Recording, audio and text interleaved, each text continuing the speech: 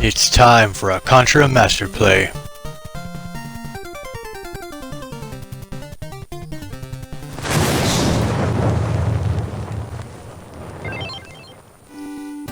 I decided to show the Japanese version of Contra here for the Famicom because I didn't know it, but there's some pretty significant differences. Notice how it has this cutscene here. It has a few of them between levels, and it also has a cool map screen. Basically, we have the story here talking about an alien rock crash lands in the backyard of two trash workers in 2631 named Jimmy and Bimmy. They decide to investigate it, and a couple years later, they find themselves going through the jungle, shooting a whole bunch of guys that look suspiciously like cartel members and drug dealers, but they've been told by others that they're aliens and they should be shooting them.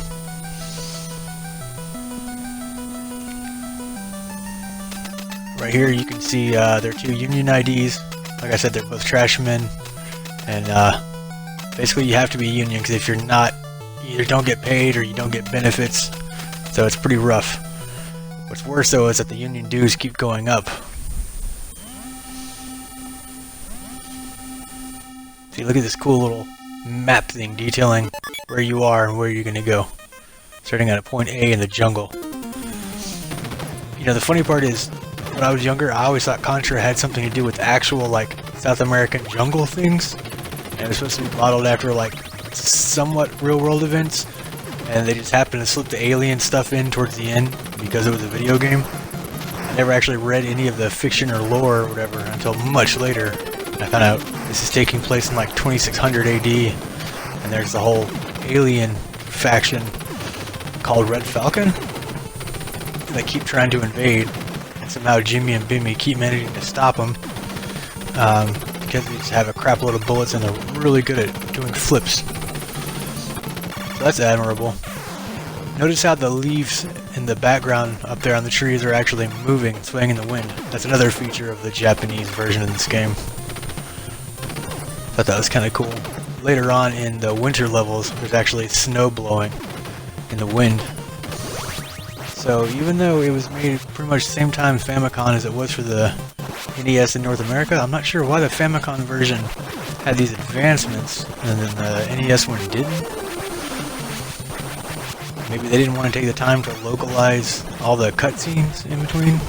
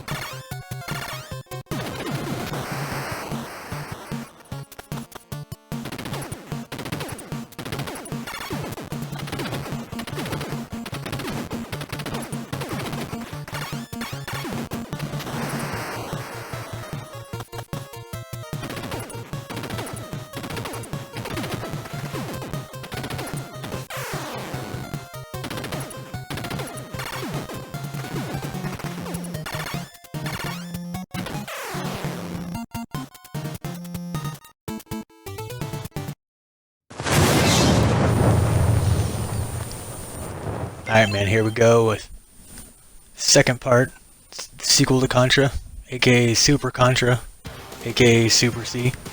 1 year after the battle with the mysterious Red Falcon organization, the Earth seems to be free. However, the quest for freedom continues. Ooh, that guy looks gruff. I don't know if he's actually saying something right there. I didn't see any subtitles. But these are awesome little graphics. Get some!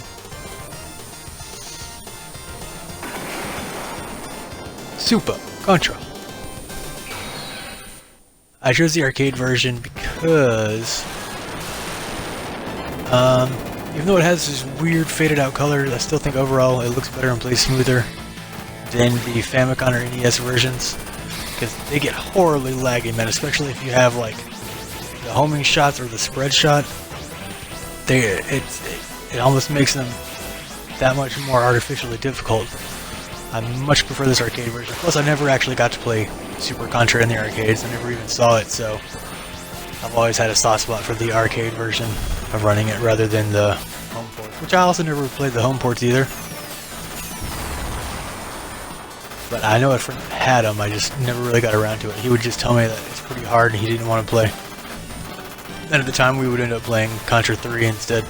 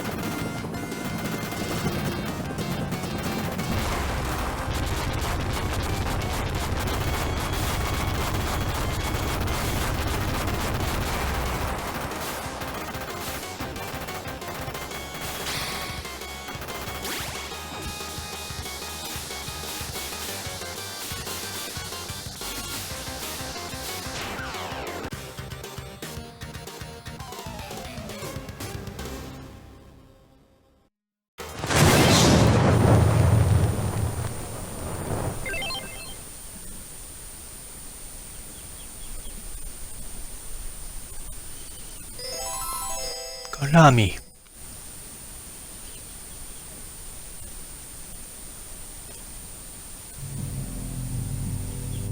AD 2636. That's 3 years after the original?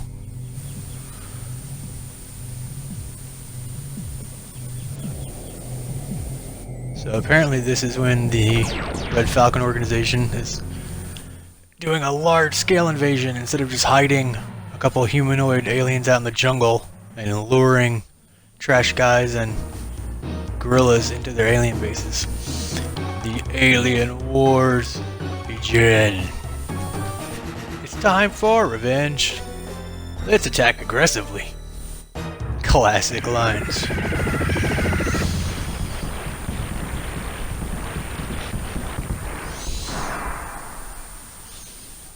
I've always really liked this one, maybe the best of the home Contras, even though I find it incredibly difficult even to this day, just because it seems so much faster paced than the other ones.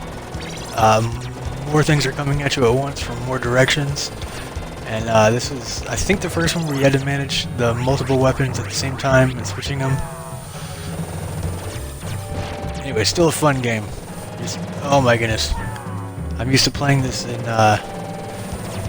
emulators now on ROM, so I'm used to abusing the save state. Luckily, this version on Xbox does have a save state you can abuse.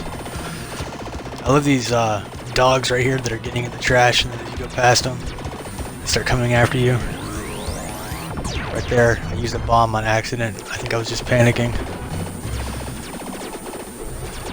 I love the homing shot because you can jump around like a crackhead and actively dodge, and the bullets are still going in. You can tell they're kind of weak compared to like spread shot or explosive rounds. God, just look at that frame rate though. I mean, look at how this game is running. It's insane. I noticed how these little mini bases right here echo like the very first base you encounter in the first Contra. The two cannons in the middle and the sore spot, weak spot down at the bottom. I love this little tank. I always like the, even if they're short-lived, little vehicle sections in 2D games. Very cool.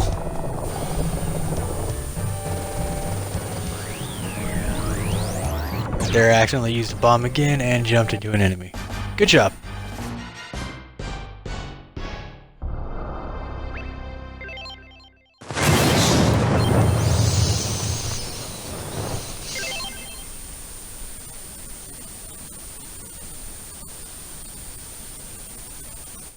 Konami. Alright, here we have Contra 4. It's called that because it stars these 4 unique heroes. That guy in blue, that is not Bimmy or Jimmy. That's actually, what's his name? I think his name is like Ray. And the chick's name is Sheena. I don't remember the wolf's name, but he has sunglasses. That's awesome. And then the 4th player is a robot. And the interesting thing is, in the European version of this, everyone's a robot, except the wolf, I guess. And all the enemies are robots, and this guy right here that's reading you your orders is also a robot. Because apparently they didn't want humans shooting humanoid aliens. Anyway, I like this game a lot. I never actually played it until I bought this Contra collection for Xbox. I'd heard about it, I just never got around to it. It's very difficult. But I like how there's multiple paths, depending on little decisions you make or certain ways you exit a level. I like the weapon variety, but I don't know about juggling 4 of them at once. That's kind of a pain in the ass, and I don't like how you actually have to switch to the bomb slot to use the bomb. Because that means you can't hit it in a panic, which is usually what I need it for. But overall, I love how everything moves. And I feel like, even though it's fast, I feel like this one's also a little more balanced in some ways than Contra 3, even though it's a lot more difficult just because the enemies are weirder. Overall, there's a much more of an assortment. Lots of cool robots in here though. Notice that weird gun I'm using that's shooting these reflective like metal rods. How that once they bounce off a surface they home in on things. Very odd. And notice right there, you can climb up the surfaces. I like that. Reminds me of like old Ninja Gaiden and stuff. This effect right here, I love this freaking robot. I love when 16-bit games, or even 8-bit too, but mostly 16-bit games, do stuff like in the background, then have it come forward, kind of pull little tricks to make things seem bigger than they actually are.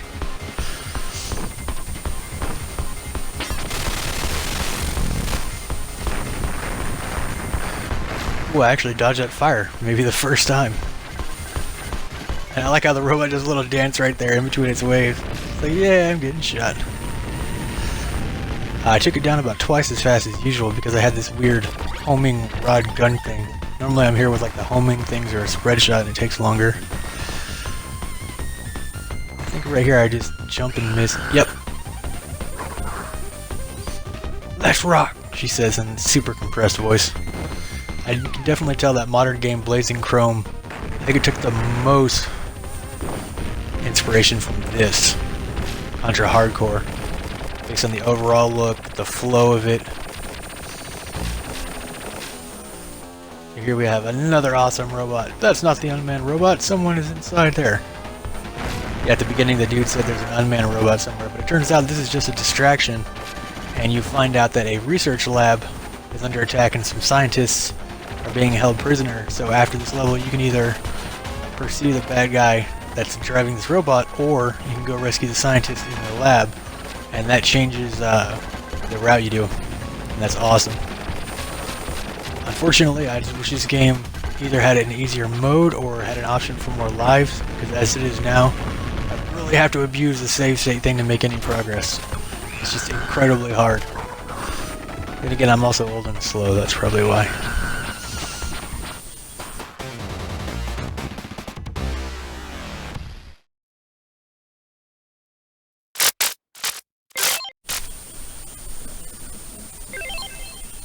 Here we go with Contra Part 5, More Bill.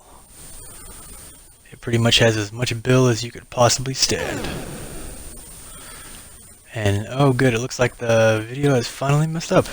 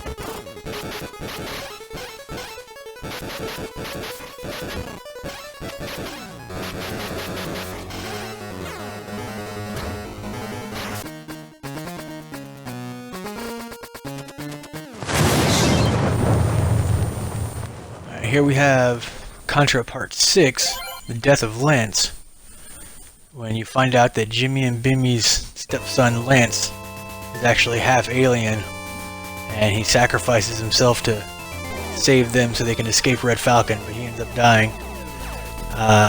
This is definitely my least favorite Contra because it's like a bad amalgamation of Jetpack and Defender. Oh man, I'm so glad this video is starting to fuck up now. I thought for once I was actually going to be able to record a new master play without the video messing up.